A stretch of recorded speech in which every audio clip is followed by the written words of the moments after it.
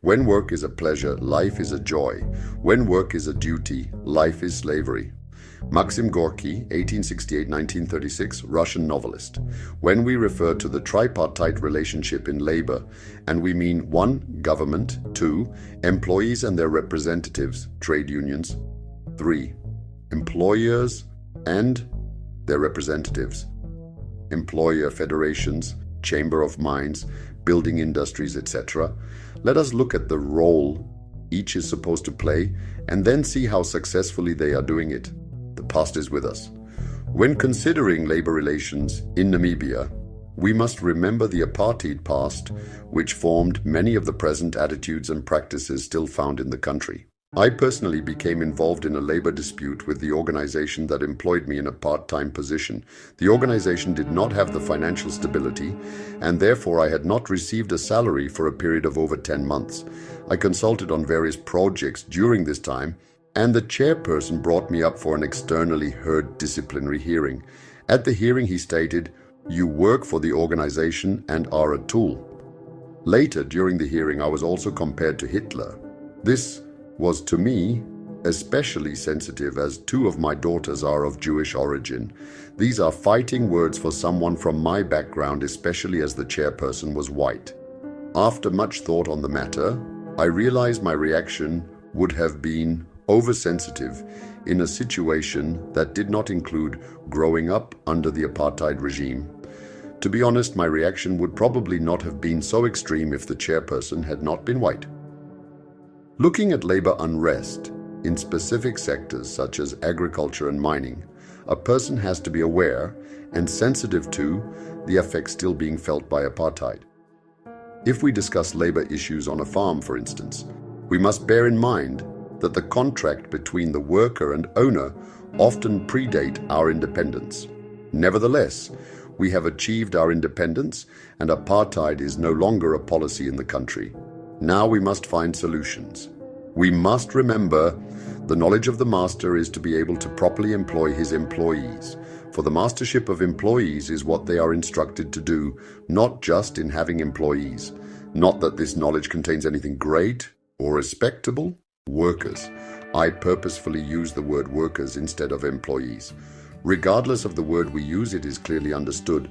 This is the human resource that is responsible for doing what only a human being can do. In other words, a thinking being is responsible for the achievement of a goal within a period of time. It is also understood that in this relationship there is also an overseer. This person can either be an owner, thus the employer, or a manager, thus a representative of the employer. Sometimes I think many managers forget they are workers too.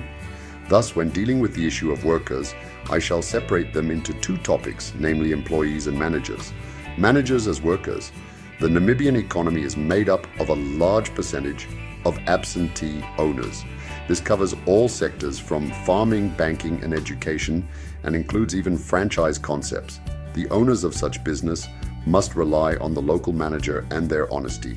How do owners of a business know the managers making the day-to-day decisions are working at getting maximum benefit for the owners? Let us not forget, every human being will always act in their own self-interest. They will therefore find ways of stealing from the companies they run. They will often bend the rules or create new classes of benefits for themselves. In business studies, this is referred to as the principal agent problem.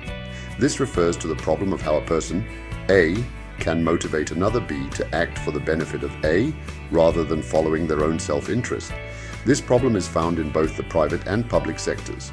For now, the issue about the managers of state-owned enterprises is left for discussion in Chapter 14 on state-owned enterprises. So, how does this affect Namibia? The effects are twofold. The first effect is seen in the workers of such enterprises. They are aware of the dubious activities undertaken by management and therefore see no harm in also benefiting themselves. It is a matter of the managers explaining to the workers to do as I say, not do as I do. The second effect is on the investment into our country, as the profits of the company are negatively affected by the behavior of both classes of workers. The owners do not receive the full benefit of their investment. This leads to decisions of extracting the profits rather than reinvestment, which could be used for further manager enrichment. The problem is the issue of ethics in business. I deal with this later in the chapter on education. Employees and their unions.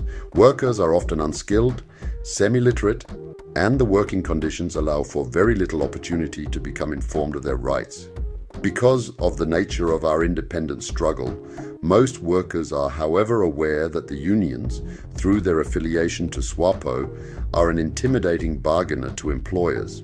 The worker in Namibia, who pays his or her membership dues, expects protection, better pay, better working conditions, more benefits, and a sense of belonging. IT workers. In the modern world, the distinction between white-collar and blue-collar workers are not the same as they used to be. This is particularly so in the information technology sector. The IT sector was previously considered white-collar, in that many of the employees were working as software engineers and programmers. Today, many of the IT workers are busy with the backbone or infrastructure, as well as the data input and manipulation. The sector needs to become organized into an ICT Employers Federation and an ICT Workers Union. Such a union must ensure educational standards, professional qualifications, and be able to publish regular industry wage and salary scales. Most employers would argue that a unionized workforce is not desirable. Through my experience while working as secretary for the ICT Alliance, I have learnt to differ. An organization such as the ICT Alliance is representing the Namibian employers in the field. They, as volunteers, have the interest of their Namibian company or institution at heart and are a lobby group for further Namibianization of the industry. In the tripartite labor environment we have in Namibia, they therefore represent the employers of Namibian-owned companies. The data workers need to become organized, as they are not only negotiating with Namibian companies but more and more with international technology firms. As a union, they must be able to negotiate from a position of strength, ensure standards of qualifications, inform members of innovations and technology updates, and provide health and pension plans. Organized labor is a must if we want to improve the economy of our country. While researching the topic of white-collar workers, I came across the United Network International UNI Global Union. UNI was created on January 1st, 2000 by members of the Communications International, Chpt, the White Collar and Services Global Union, the International Graphical Federation, and the Media and Entertainment International. UNI Global Union provides a voice and a platform for workers at the international level in jobs ranging from the night janitor in your office block to the big-time Hollywood director of your favorite movie. With 20 million workers in 900 unions worldwide, UNI fosters international solidarity and provides a voice at the international level for all its members. UNI is focusing on global agreements to achieve power and parity for workers at multinational corporations. In the age of globalization, this is more important than ever. The global economy is in crisis, and workers are bearing a disproportionate part of the burden. The solution to the crisis must include a global employment strategy that creates sustainable, well-paying employment with bargaining rights. Unions today. The union movement in Namibia has seen many changes since independence. The functionaries are becoming associated more closely with the SWAPO party. Many are also on the election list. In addition, the Namibia Union of National is becoming a profitable business. The following from the website of Bank Windhoek.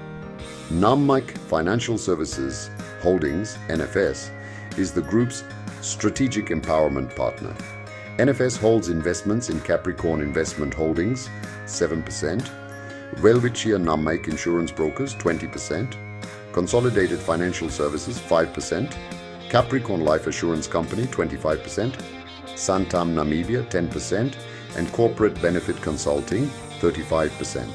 The NFS subsidiary company Namibia Financial Solutions offers microfinance to union members in partnership with Bank Windhoek. Else, the remainder of 72.5% of shares in NFS is held directly or indirectly through investment companies of the National Union of Namibian Workers, Mine Workers Union of Namibia, Namibia Public Workers Union, Namibia Food and Allied Workers Union, Namibia National Teachers Union, Namibia Farm Workers Union, and the Namibia Transport and Allied Workers Union. As for Nammic Financial Solutions, the micro-lender, Alacrity will hold a 35% stake in the company, while the balance will be controlled by the people of Namibia through the shareholdings of Nammic Investment Holding Company, 35%, Namibian Public Workers Union, 20%, and Namibian Food and Allied Workers Union, 10%. These are a betrayal of the labor union movement ideals and can constitute a real danger to their continued existence. After all, who now represents the employees of these businesses in wage negotiations? There must be a clear differentiation of the activities of unions and the use of union funds to purchase and manage business. Employers, the Namibian economy needs to create jobs. The business sector has therefore been encouraged to be labor-intensive rather than capital-intensive. However, the employees in Namibia are perceived to be lazy and unproductive. This perception is often fed to visitors, especially in our tourist industry. This is a self-defeating prophecy. It is many times a case of give a dog a bad name. In fact, the Namibian worker can be as productive as their European counterpart. In a study between a European plant and a factory in the Ipiza regime in Walvis Bay, it was found that the workers, more than 90% female, were more productive than the employees in Europe. During my study of SMEs, I have often noticed that the entrepreneur that expands his business because there is too much work often looks for a body to fill the position. In contrast, an entrepreneur that wishes to increase the profits of a company looks for a suitable person and ensures they get the training and development they need.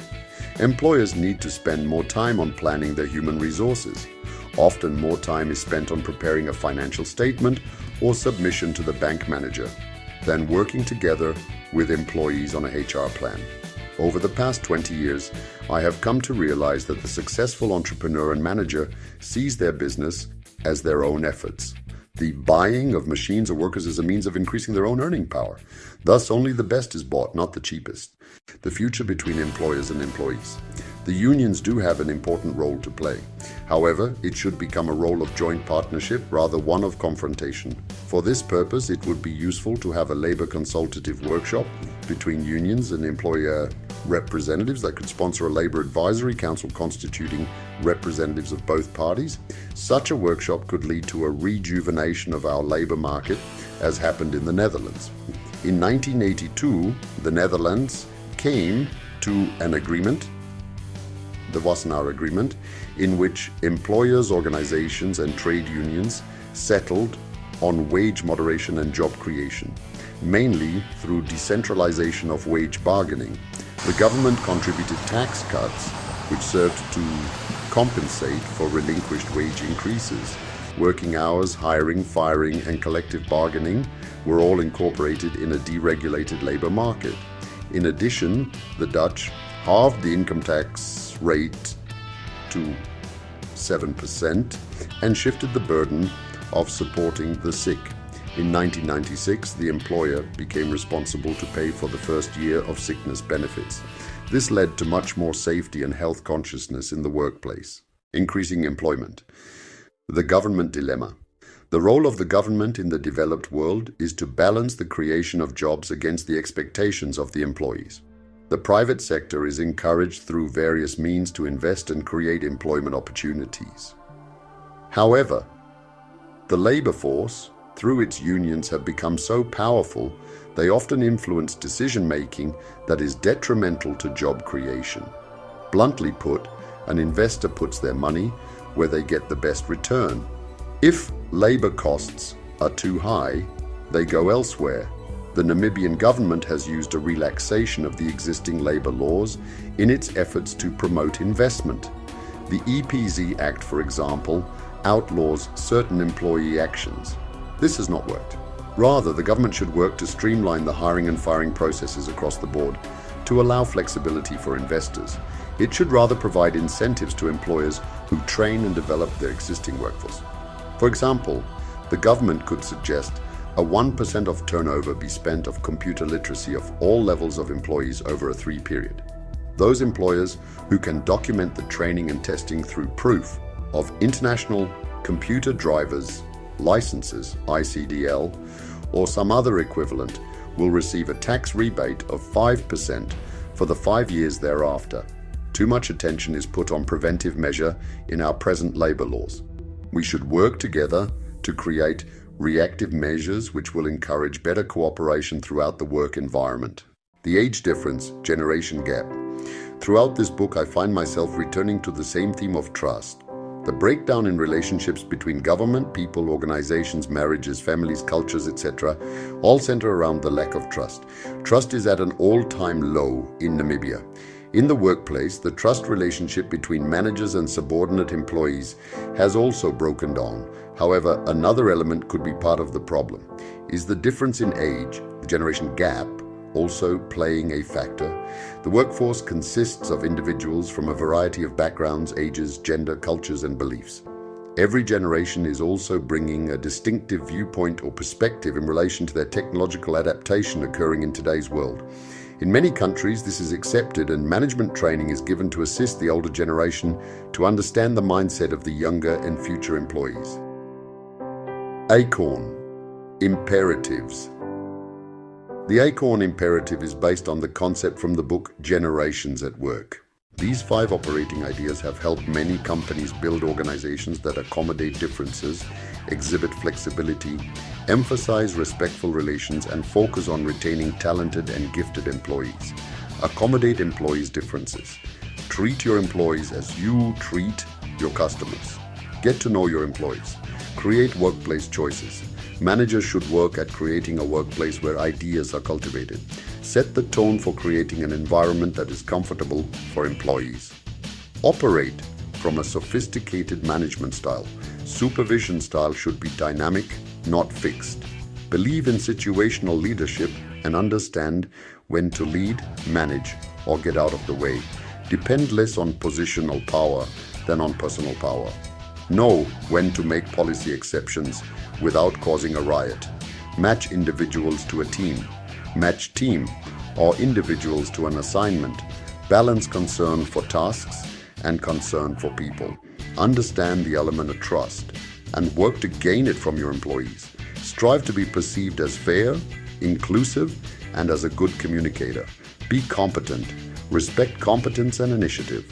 Assume the best of your employees. Treat everyone as if they have great things to offer. Motivate them to do their best. Nourish retention. Diverse organizations must improve employee retention. Learn to become a talent manager to get the most from your most valuable resource. In the Western world, the following generations are used as classification. Veterans were born between 1922 and 1943. In the workplace, veterans value dedication, sacrifice, hard work, conformity, respect for authority, as well as duty and honor. Assets of this generation include stability, loyalty, detail orientation, and thoroughness. Baby boomers. Baby boomers were born between 1943 and 1960. In the workplace, baby boomers value optimism, team orientation, involvement, personal growth, health, wellness, and work. This generation is driven, good at relationships, and service-oriented. They are good team players and are willing to go the extra mile. Generation Xers. Generation Xers were born between 1960 and 1980. In the workplace, Generation Xers are diverse, balanced, self-reliant, and they think globally. This generation is adaptable, independent, creative, not intimidated by authority, and they are technologically literate. Generation Nexters. Generation Nexters were born between 1980 and 2000. In the workplace, Nexters value civic duty, confidence, achievement, diversity, morality, and optimism. Assets of this generation include tenacity and a heroic spirit. They're capable of multitasking collective actions, and they are technologically savvy. How do we classify Namibian by age group? This section should be taken with a pinch of salt, so smile. Veterans. They were born before 1965 and grew up under the apartheid regime. Most saw military action as part of conscription or in exile. Thinkers. This group were born between 1965 and 1980. This was during the uprisings occurring within Namibia and South Africa. They were part of the student uprisings or internal struggle born freeze-born between 1990 and 2005. They were the generation to first taste the fruits of freedom. This was also a lost generation in terms of post-colonial education whatevers. This generation is growing up where all cellular phones have cameras, their baby pictures, even while they were a fetus, are on Facebook. And privacy is no real issue to them. They are our future. Human resources definitions. In the discussions with various managers and employees over the years, it was realized that we have to agree to using certain definitions what constitutes a job description and a job specification, as well as for the various types of training. For this purpose, I provide some explanations of the terms we use and what they should have as a common meaning. Once again, it is important that all role players are using the same meaning for the words, especially in our country where English might not always be the first language of either the employer or employee. Motivation. Motivation is the reason or reasons for engaging in a particular behavior. These reasons may include basic needs such as food or a desired object, hobbies, goal, state of being, or ideal. The motivation for behavior may also be attributed to less apparent reasons such as altruism or morality. Job description. A job description is a list of the general tasks or functions and responsibilities of a position. Typically, it also includes to whom the position reports, specifications such as the qualifications needed by the person in the job, salary range for the position, etc. A job description is usually developed by conducting a job analysis, which includes examining the tasks and sequences of tasks necessary to perform the job. The analysis looks at the areas of knowledge and skills needed by the job. Note that a role is the set of responsibilities or expected results associated with a job. A job usually includes several roles. Job specification. The job specification is defined as the document containing the minimum acceptable qualifications that a person should have to perform a certain job. It can include things like educational requirements, experience, personality traits or characteristics, and physical abilities. These qualifications are often grouped into three categories: skills, knowledge, and ability, SKAs. Education is about providing the knowledge, skills, moral values, and understanding that people require in the normal course of life. Training is a means of teaching new knowledge and skills to be used in the workplace. Development. The improvement of work performance by an employee through learning is part of the development process. Development can also refer to the increase of skills to rise to the next level within a business. Knowledge is the information we learn and keep in our memory. We then use this knowledge when we need it. A skill is the learnt capacity to carry out certain actions within the minimum amount of time and the minimum use of energy. Orientation or induction program, the process used within many businesses to welcome new employees to the company and prepare them for their new role. The process of introducing the employee to the business can also be called orientation, socializing, or induction. It is important to note that orientation is also good for existing employees if there have been many changes in the business purpose and function. On-the-job training or instruction carried out at the actual place of work. Off-the-job training, all forms of training carried out away from the actual workplace, for example, college, training center, or conference room.